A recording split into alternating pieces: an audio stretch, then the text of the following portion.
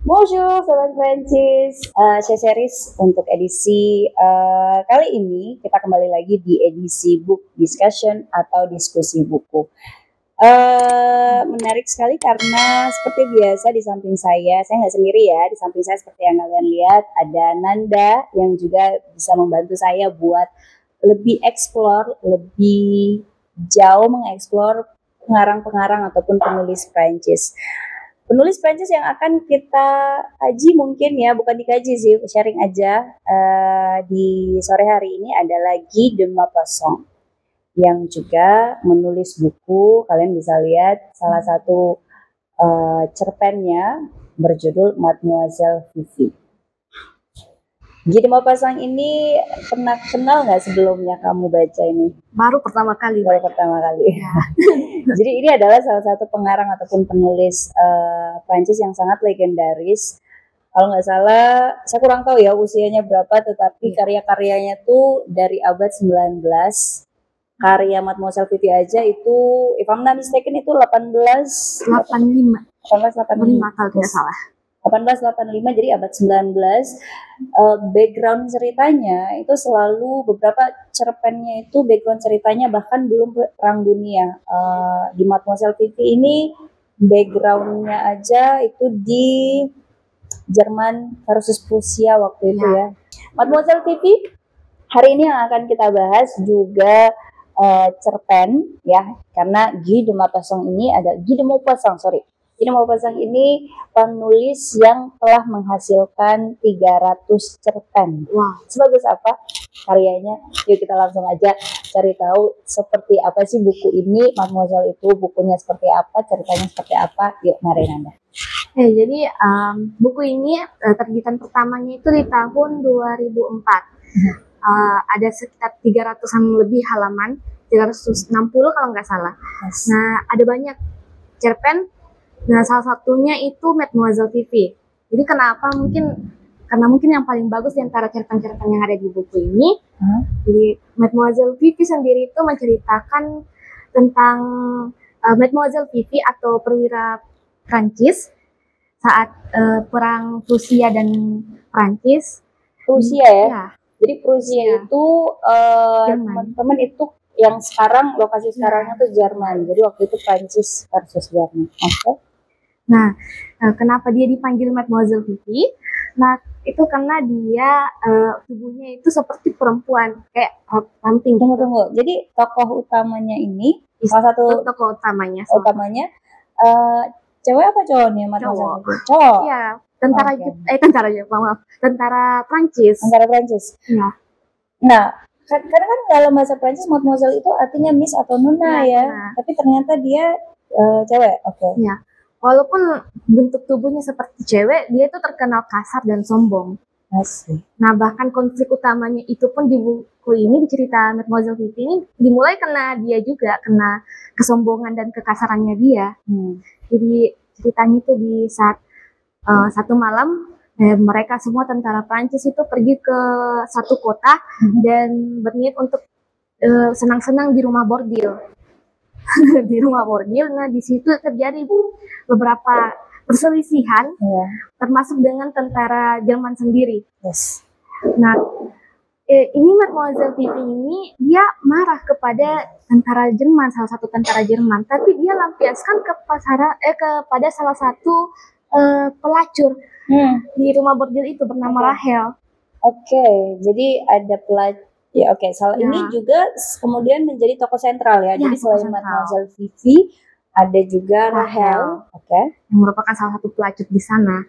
Nah itu dia sudah kelewatan sekali gitu, karena memang Mademoiselle Fifi yang digambarkan orangnya kasar. Yes. Dia juga melampiaskan amarahnya ke orang yang nggak salah, Rahel itu sendiri. Rahel ini dipotong rambutnya. Karena apa? Karena dia marah kepada salah satu tentara Jerman karena merasa harga dirinya sudah ternodai. Padahal masalahnya itu sedikit sepele karena tidak mau membeli buah lah atau apa itu, saya juga sudah lupa. Tapi karena masalah sepele dia melampiaskan amarahnya ke orang yang salah. Dan ini kan di saat itu, di zaman itu sebagai pelacur rambut itu penting. Rambut itu seperti mahkota. Yes. Terus dipotong jadi pendek ya. Rahel marah lah, merasa dirinya itu sudah ternodai, dia tidak bisa lagi bekerja sebagai pelacur itu. Jadi dia bunuhlah si Mademoiselle Vivi ini. Oh wow, si pelacurnya itu membunuh perwira Mademoiselle Vivi. Oke, itu kenapa mungkin Sobat Prancis ini menjadi salah satu karya yang sangat kental dengan feminismenya, ya. Iya.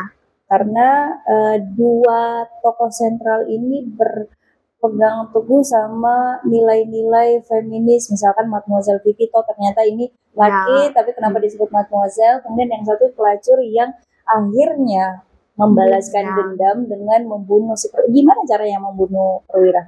Dia itu digambarkan dia mengambil pisau atau benda tajam itu, terus dia langsung sayat lehernya Mademoiselle Vivi. Jadi ceritanya itu ada sekitar 2 menit baru Mademoiselle Vivi kehilangan nyawanya.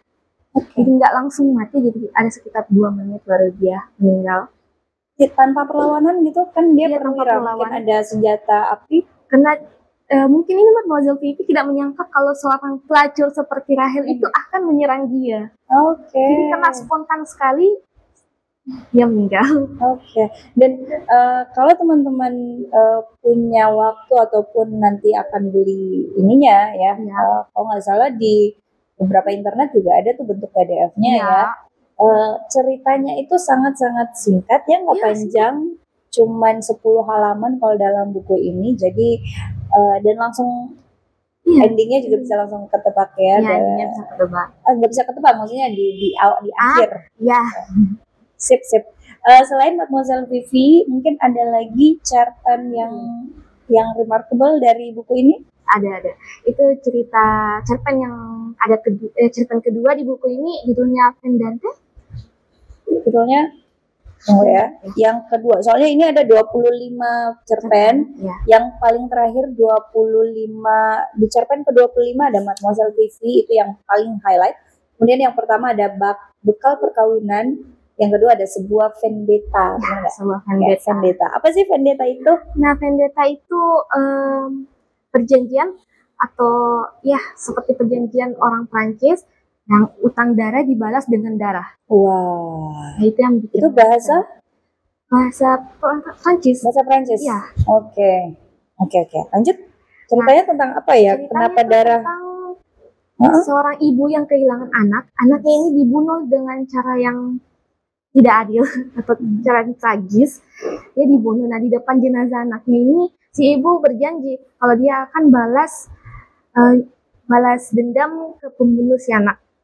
Jadi dia sudah berjanji di depan jenazah si anak, jadi dia pasti akan membalaskan dendamnya. Jadi dia melatih anjingnya untuk membunuh. Dengan cara itu anjing dibiarkan kelaparan. Nah, saat anjing kelaparan, dia otomatis menjadi ganas. Nah, saat diberi makan, dia langsung ganas. Dan itu terus berulang seperti itu, sampai si ibu merasa, sudah bisa ini untuk membunuh si pembunuh itu. Jadi si anjing yang membunuh pembunuh tersebut ya. Tuh kan Sobat Prancis, lagi-lagi tokoh sentralnya adalah perempuan, di mana dia punya ide yang sangat-sangat brilian. Jadi dia membuat anjing kelaparan, dilatih, kemudian anjing itu yang membalaskan dendamnya. Ya.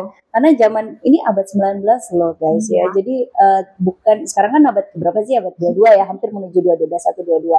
Abad 19 di mana dia punya ide, Guy de Maupassant waktu itu dia punya ide bahwa perempuan lah rata-rata yang jadi tokoh sentralnya adalah perempuan. Gimana perempuan dengan nalurinya seperti sebagai ibu, untuk membalaskan dendam yang sekeji itu, dia punya ide yang sangat cemerlang ya. Namanya vendetta. Saya baru baca juga tadi di sini. Simon vendetta. Nah, vendetta adalah pembalasan dendam gaya Korsika. Korsika itu adalah salah satu kota di Prancis. Tepatnya bukan di Hexagon, tapi di bagian bawah. Kalau teman-teman tahu Napoleon berasal dari Pulau Korsika. Jadi ini adalah seperti perjanjian ya, ataupun adat-adat mereka, vendetta namanya. Yakni utang darah dibalas dengan darah. Wow, sangat sampai di sini betul-betul sangat apa ya, sangat ekspres untuk memberikan kita mau baca langsung ya. Apa yang kemudian menjadi selain tema ataupun ide ceritanya, apa yang kemudian menjadi menurut Nanda Gide Maupassant itu, Mademoiselle ataupun cerpen-cerpennya Gide Maupassant itu menarik? Selain ceritanya mungkin karena dari ceritanya itu kita bisa melihat sudut pandang penulisnya sendiri itu tentang dunia. Karena kan tadi orang tuanya seperti apa, keluarganya seperti apa, dia melihat dunia itu sebagai sebuah kekacauan. Jadi di ceritanya ini ya dunia terlihat sangat kacau. Dari semua ini tidak ada yang baik-baik saja, yang damai. Oke. Tapi di pengantar saya juga sedikit membaca tadi bahwa ini yang kemudian menjadi menarik dan kita tidak bisa pungkiri bahwa Gide Maupassant adalah salah satu pengarang Prancis yang paling menggambarkan hal yang tragis dalam kehidupan sehari-hari. Masalah manusia yang sampai sekarang masih berlaku secara universal. Iya, bayangkan kalau ini tuh buku ditulis tahun 1880-an, abad 19, tapi kalau hari ini kita baca karyanya itu masih penerjemahnya juga itu brilian karena dia mengikuti. Jadi dia mengikuti gaya bahasanya. Jadi sebagai pembaca kita tidak lost in translation ya. Betul. Oke. Disunting dan diberi kata pengantar, saya nggak tahu ini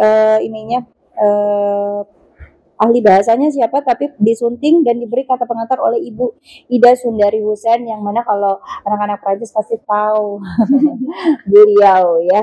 Oke, menarik sekali. Terima kasih Sobat Prancis. Ini adalah salah satu sesi yang sangat menarik Gide Maupassant, penulis yang sangat legendarisnya karena apa ya, bisa dilihat ya dari cerita-ceritanya, kemudian dari story personalnya sangat menarik.